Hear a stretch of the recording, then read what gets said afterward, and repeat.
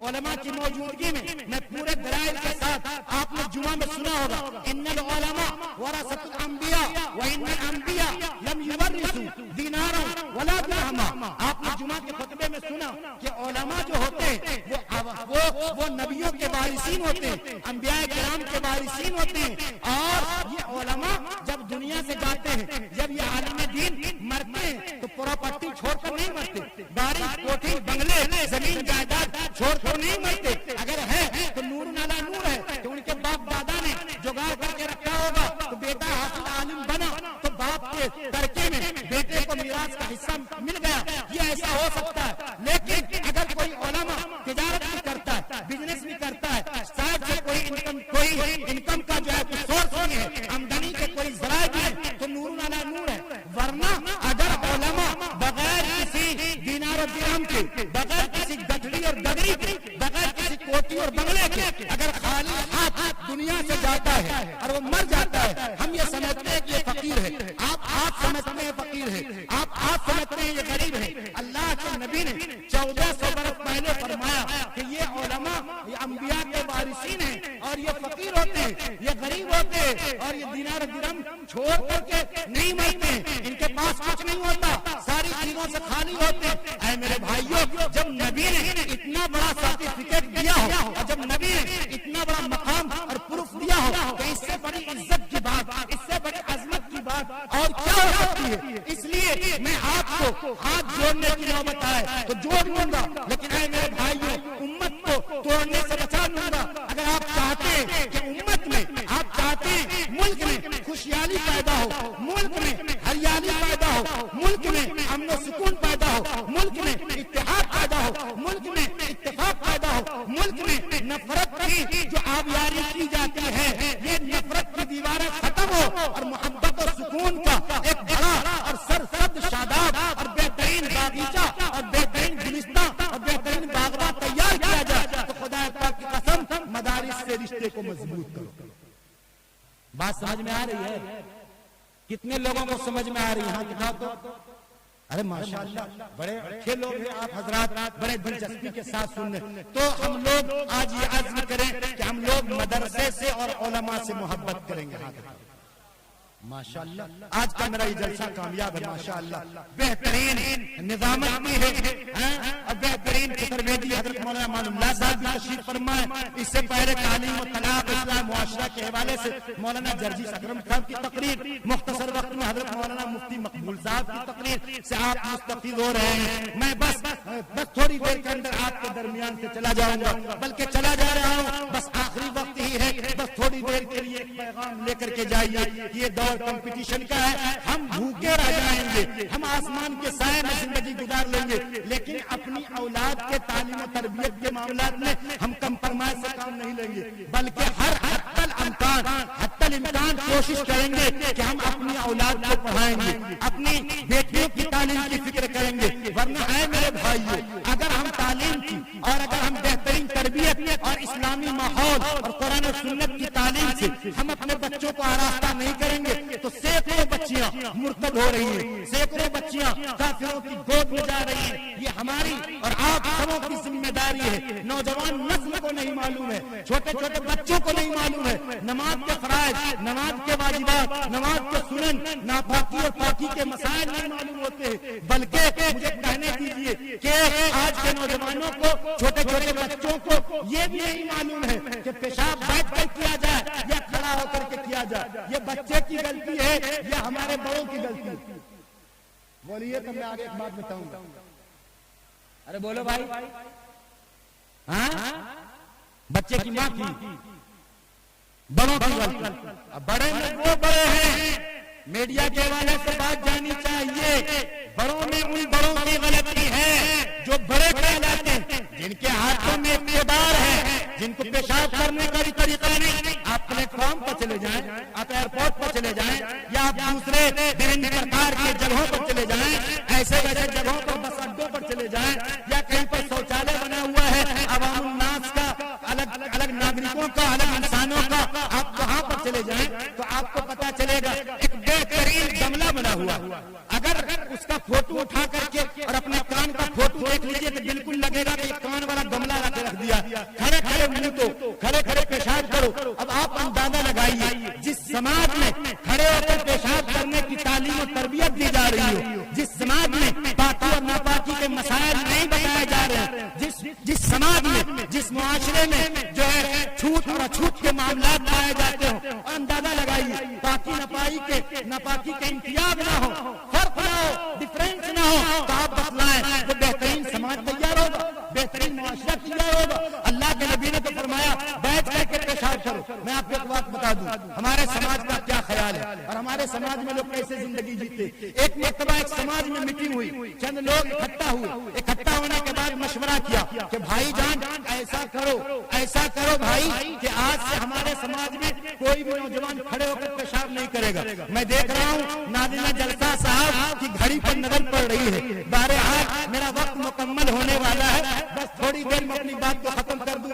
انشاءاللہ الرحمن. بس 3-4 گھنٹے میں بات کو ختم کر دوں.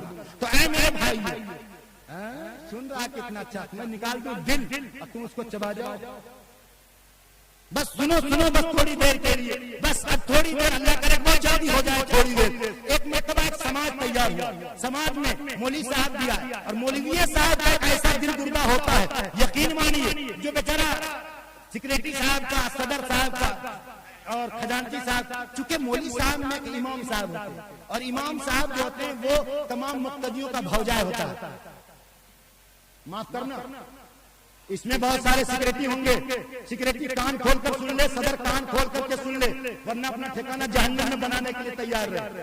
دوبارہ نہ بلائیے، کوئی فرق کی بات نہیں ہے، لیکن نام لکھنے نہیں آ رہا صاحب، دستخط کرنے کے لیے نہیں آ رہا. احساس نہیں جس کے سینے میں قرآن، اتنے بڑے بڑے علماء کے ہاتھوں سے جن کو دستار باندھی جائے گی اور مسلح پر کھڑے ہو کر کے جو کہے گا اللہ اکبر، ہم اسی کے پیٹ پیچھے انگلی پڑیں گے. کیا ہے بھائی، سمجھ میں نہیں آ رہا کیا کر لیا ہم نے. جس سماج میں یہ حیاتی دور، جس سماج میں یہ ماحول تیار کیے جا رہے ہیں، وہاں کیا خوشحالی ہے. یہ بھی پیغام لے کر کے جائیے. اور شیخ الاسلام کا یہی پیغام تھا مالٹا کے جیل سے نکلے کہ میں مدارس قائم کروں گا، مکاتب کا نظام قائم کروں گا، چھوٹے چھوٹے بچے اور بچیوں کی تعلیم کے بندوبست اور انتظام کروں گا، اور عوام کے تعلق جو علماء سے ہٹ رہے ہیں میں علماء عوام الناس کو بتاؤں گا کہ علماء کی عظمت کو سمجھو، علماء کی اہمیت کو سمجھو، علماء کے مقام و مرتبہ کو سمجھو اور ان کی عزت و تعظیم، ان کی تکریم کرنا سیکھو. اور یہ چیز، یہ احساس، یہ شوق، یہ جذبہ پیدا ہو گیا. خدا پاک کی قسم گوا گیا، گوا میں دیکھا کرسچن عیسائی چرچ گاہوں میں جا کر کے دیکھا جو وہاں نائب امام ہوتے ہیں نا، نائب امام جیسے ہمارے میں نائب امام ہوتے ہیں، معاون ہوتے ہیں، 80,000 روپئے سے ان کی تنخواہ شروع ہوتی ہے. 1,30,000 1,40,000 اس چرچ کے پادریوں کی تنخواہ ہوتی ہے اور اس سے کہیں زیادہ نہ ہو جائے. اور ہمارے یہاں اللہ کی قسم اگر مسجد کا امام ہو 6,000 تنخواہ ہو اور 2 جمعہ میں تقریر یا 2 جلسے میں اگر تقریر کر لیا، اوہو مولوی صاحب اور تقریر کرنے لگے نا، اس مہینہ میں ان کی تنخواہ کاٹ لیں گے. باپ کے گھر سے دیتے ہو کیا تنخواہ کاٹ لیں گے؟ کیا ہے؟ کیوں تنخواہ کاٹو؟ ان کے پاس بال بچے نہیں ہیں، ان کے پاس بیٹیاں نہیں ہیں، ان کے پاس مائیں نہیں ہیں، ان کے پاس باپ نہیں ہے. یہ باپ کی خدمت کرنا نہیں چاہتا، یہ ماں کے سروں میں تیل لگانا نہیں چاہتا، یہ اپنے بیٹے اور بیٹیوں کے تعلیم کا بندوبست کرنا نہیں چاہتا. ہمیں ان کے اوپر ٹھیکہ پڑتے، ہمیں ان کو انگلیاں کرتے، ہمیں ان کے کیچڑ اچھالتے اور کہتے ہیں تنخواہ کاٹنے میں. معاف کرنا، اگر کوئی صدر سیکریٹری ہے تو آج یہ حال لے کر کے جائے مسجد کا صدر و سیکریٹری اگر اپنی زندگی میں تبدیلی نہیں لایا، خدا پاک کی قسم اپنا ٹھکانہ جہنم میں بنانے کے لیے تیار رہو. کل قیامت کے دن ان مسجد کے امام نے کہا دیا اللہ میری ماں آج محمد رسول اللہ کی عدالت میں کھڑی ہو کر گواہی دے رہی ہے کہ اللہ میں نے اس بیٹے کو بڑے ناز و نخرے کے ساتھ حافظ قرآن بنایا تھا، عالم دین بنایا تھا، لیکن یہ مہینے میں ایک مرتبہ میری دیدار کے لیے نہیں آتا تھا، مجھے نہیں دیکھتا تھا. اس وقت یہ مسجد کا امام کہے گا اللہ میں مجرم نہیں ہوں، اللہ میں پاپی نہیں ہوں، اللہ میں گنہگار نہیں ہوں، اللہ ان ظالموں نے، ان فلسطینیوں نے، ان متولیوں نے مجھے گھر آنے سے منع کیا تھا. بتاؤ اس وقت حوض کوثر پر اپنے رب کو کیا جواب دیا؟ سوچو. یہ نہ کہنا کہ مولوی صاحب آج خوب بول دیا. اللہ کی قسم میں نے ایک یا نہ 4 آنا بھی نہیں کہا. 1 روپیہ کہنے کے بعد بچے کے پتلون کیڑے ہو جاتے. کیا بنا رکھا ہے؟ شیخ الہند نے یہی فکر کی. میں آپ سے پوچھنا چاہتا ہوں ہم کیا دیتے ہیں؟ ہم کیا دے رہے ہیں؟ ایک مزدور کی تنخواہ، ایک مستری اس کو 600 روپیہ دیتے ہیں، ایک دن میں 700 روپیہ دیتے ہیں، 800 روپیہ دیتے ہیں، اور ہم 24 گھنٹے میں کیا دیتے ہیں؟ مجھے ایک سوال سمجھ میں نہیں آتا. درمیان میں بات آج ہو جائے تو ہو جائے دینی حوالے سے. ارے اللہ اکبر، 1 گھنٹہ سے اوپر ہو گیا، مجھے پتا بھی نہیں چلا. بہرحال بس میں اپنی بات کو ختم کرنے کے لیے جا رہا ہوں، لیکن میں آج بول کر کے جاؤں گا. چاہے کسی کو تکلیف لگے، اللہ کی قسم اگر آپ کو تکلیف لگے گی میری بات سے تو مجھے 2 روٹی میں آگے چل کر کے کل کے دن میں زیادہ کھا لوں گا.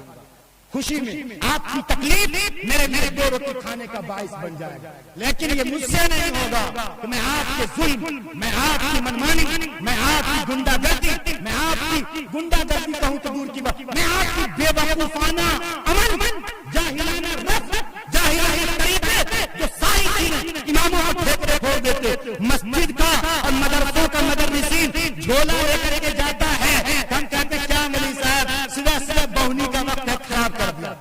مسلمان ہو بہنی کر رہے ہو، مسلمان ہو چہروں پر سلوٹیں آتی ہیں. مولوی کی اپنی بات نہیں ہے، علماء بیٹھے ہیں، حفاظ بیٹھے ہیں. اٹھاؤ قرآن مجید کے 10ویں پارے میں الذین یبخلون بما آتاہم اللہ، اور جہاں زکات کے فضائل بیان کیے گئے اور زکات نہیں دینے والے کو جن کی پیشانی کو داغا جائے گا. اٹھاؤ قرآن مجید کے 10ویں پارے میں، اس میں یہی بیان آیا ہے کہ جب ان کے پاس زکات لینے والے مستحقین زکات کے بارے میں سوال کرنے والے آتے ہیں تو ان کے چہرے پر سلوٹیں آ جاتی ہیں، ان کے چہرے ناک کان دھوئیں چڑھنے لگتے ہیں، اور اس کے بعد وہ کہتے ہیں کہ ہمارا دل کا کاروبار خراب کرنے چلے آئے. مولوی صاحب دن برباد ہو جائے، دن برباد ہو جائے. میں آپ سے پوچھنا چاہتا ہوں بچوں کی پیدائش پر اذان کون دیتا ہے؟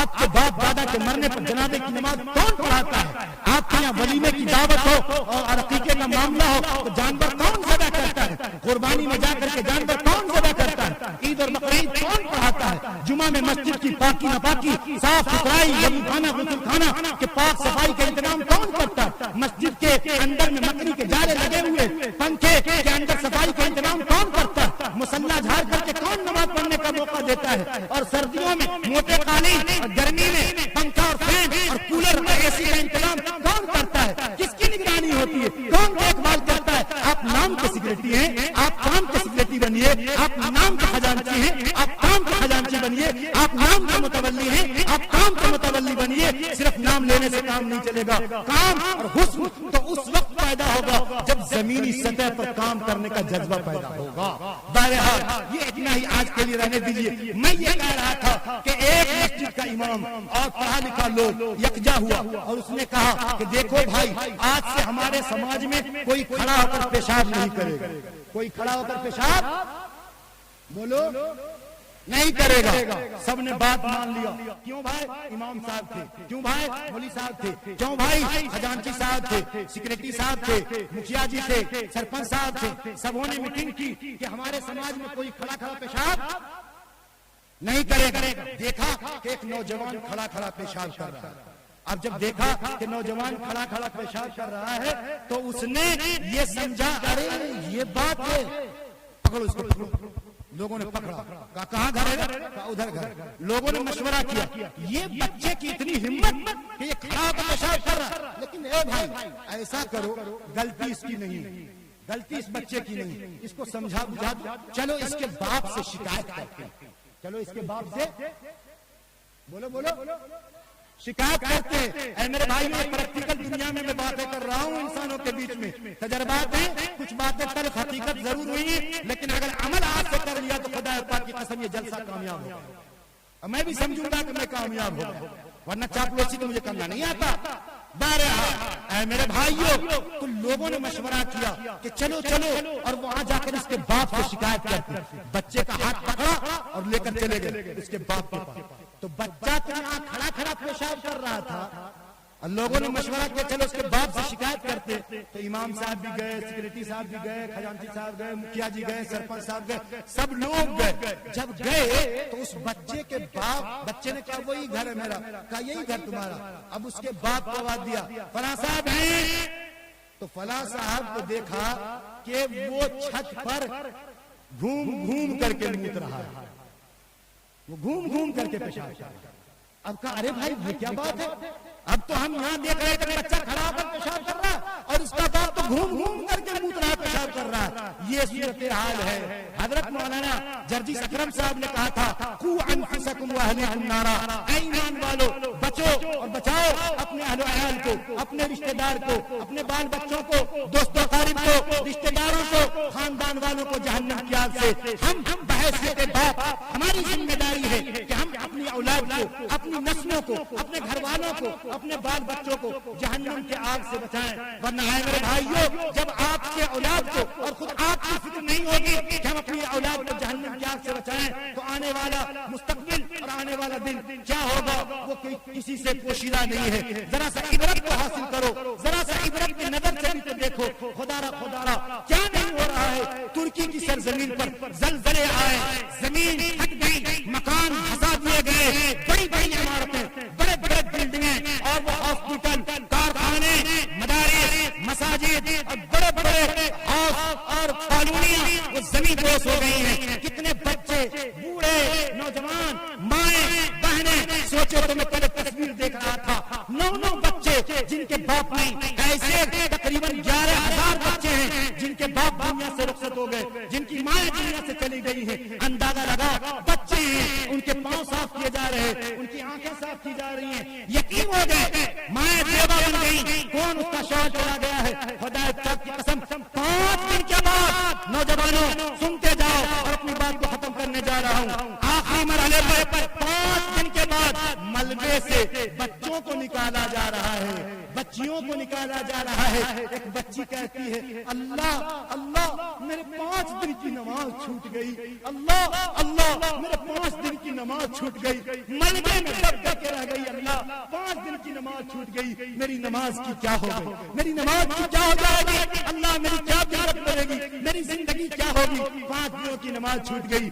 وہ امت کی بہنیں، وہ امت کی بیٹیاں، وہ امت کی مائیں جس کو نمازوں کی فکر ہے، جس کو قرآن پڑھنے کی فکر ہے، جس کے جسم پر پوری دنیا پڑی ہوئی ہے، ملبے کے ڈھیر پڑے ہوئے ہیں، جسم لولہان ہے، سر چور چور ہے، پاؤں ٹوٹے ہوئے ہیں، ہاتھ پاؤں فریکچر کیے ہیں، جسم زخمی سے جو ہے ایک جسم کا حصہ جو ہے زخمی ہے، لیکن اے میرے بھائیوں اس کے باوجود بھی وہ بچیاں کہتی ہیں اللہ میری نماز، اللہ میری نماز، اللہ میرا قرآن، اللہ میری تلاوت۔ جس بچیوں کی زبان سے اللہ کا نام آئے، جن بچیوں کے زبان سے قرآن کے پیغامات آئے، جن بچیوں کی زبان سے آخری مرحلے میں جبکہ اس کا چہرہ پہچانا نہ جا رہا ہو، خون میں لپٹ ہو، اس کے باوجود بھی وہ اپنے رب کو پکار رہی ہو، وہ اپنے اللہ کو پکار رہی ہو، قرآن پڑھنے کی فکر کر رہی ہو، نمازوں کی فکر کر رہی ہو۔ اور آج اس پروجیکٹر کے مادھیم سے، اس پروجیکٹر کے حوالے سے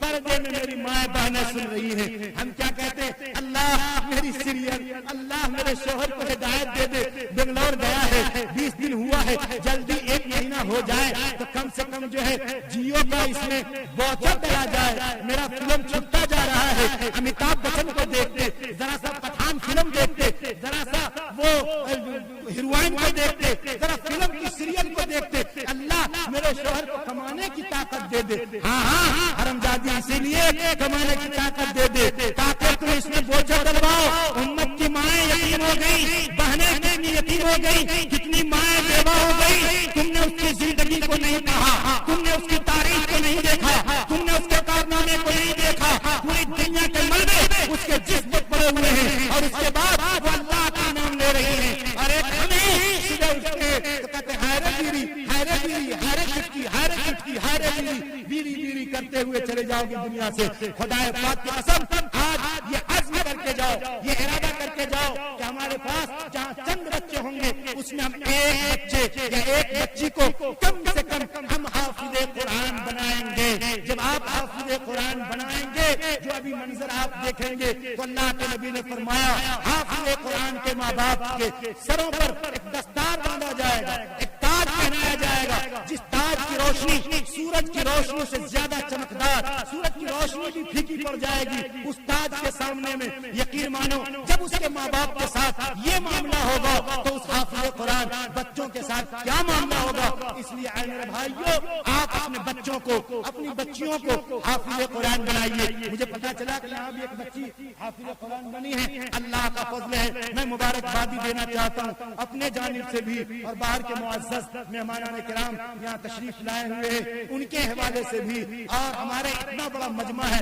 ان کے حوالے سے بھی، ان بچے اور ان بچیوں کے سر پر جو دستار باندھے جائیں گے ان کے ماں باپ خوش نصیب ہیں، ان کے استاد خوش نصیب ہیں۔ اور اتنا ہی نہیں، اللہ کے خزانے میں کمی نہیں ہے، خدا پاک کی قسم 10 ایسے لوگ جس کے بارے میں حکم ہو جائے گا کہ یہ جہنمی ہے، یہ جہنمی ہے، یہ جہنمی ہے، وہ حافظ قرآن ان لوگوں کو نکال کر کے جنت میں داخل کرے گا۔ اور اللہ کے خزانے میں کمی نہیں ہے۔ جنہوں نے مدرسے کو تعاون کیا، جنہوں نے بچے بچیوں کے پڑھنے میں تعاون کیا، جنہوں نے غریب، یتیم، بیوہ، مسکین، محتاج، ضرورت مند، بے کس نادار بچیوں کے تعلیم و تربیت کا بہترین بندوبست انتظام کیا، ان کے تعلیم پر پیسے خرچ کیے، اللہ کے خزانے میں کمی نہیں ہے۔ خدا پاک کی قسم اللہ تعالیٰ اسے بھی نوازیں گے۔ اور اللہ کی ذات سے ایک بندے مومن کو یہی امید رکھنی چاہیے کہ اللہ کے خزانے میں کمی نہیں ہے۔ ہم نے مدرسوں کا خیال رکھا، مسجدوں کا خیال رکھا، پڑھنے والے بچے اور بچیوں کا خیال رکھا،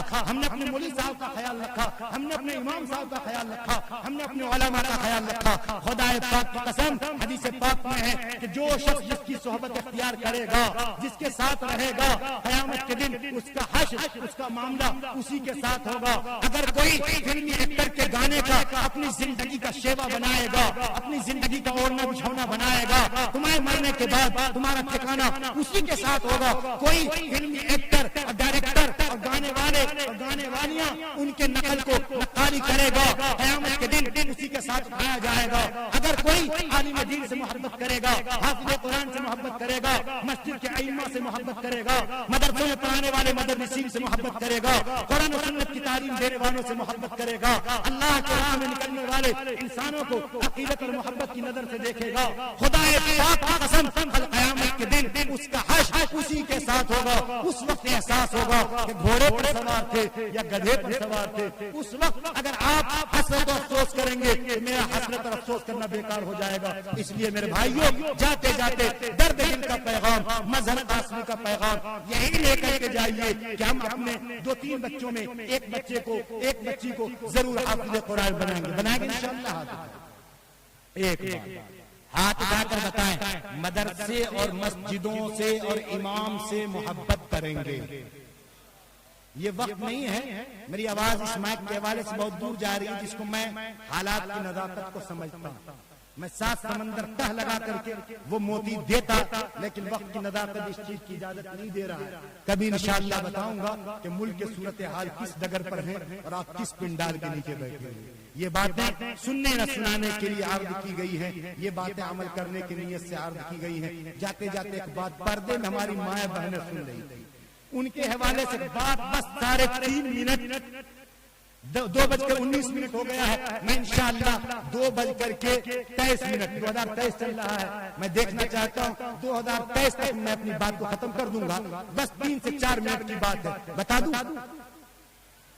عورتوں کے حوالے سے۔ اے میری مائیں بہن، مردوں کی بھی ذمہ داری، اسلام معاشرہ کے حوالے سے پیغام میں ہر جگہ جا کر کے کہتا ہوں۔ دیکھو، مرد کی بھی ذمہ داری کہ مرد عورت کا خیال رکھے، مرد عورت کا بولیے خیال رکھے، عورت کو بھی چاہیے کہ وہ مرد کا خیال رکھے۔ یہ رسول اللہ کی تعلیم ہے، اللہ کے نبی نے تعلیم دیا۔ آج کے دور میں یہ سمجھیے، اگر آپ باہر ہیں، اگر آپ باہر ہیں، ہمارے نادی میں جلسہ کونیا کے جلسے میں تھے، میں نے اس وقت بھی میں نے ان سے کہا تھا، ان کے حوالے سے پورے عوام الناس کو، مرد اگر باہر ہے، گھر میں آتا ہے تو وہ یہ نہ سمجھے کہ گھر میں تو صرف میری بیوی ہے، گھر میں تو صرف میری وائف جو زندگی کی لائف ہے، یہی نہ ہے۔ اے میرے بھائیوں، نہیں ہے تو ہے، نبی کی تعلیم یہ ہے کہ گھر جاؤ تو سب سے پہلے سلام کرو، سب سے پہلے سلام کرو، تو سلام کرنا چاہیے۔ اور عورت کو بھی چاہیے, بیوی کو بھی چاہیے کہ جب تمہارا شوہر تمہارے گھر میں آئے تو تم اس کو سلام کرو.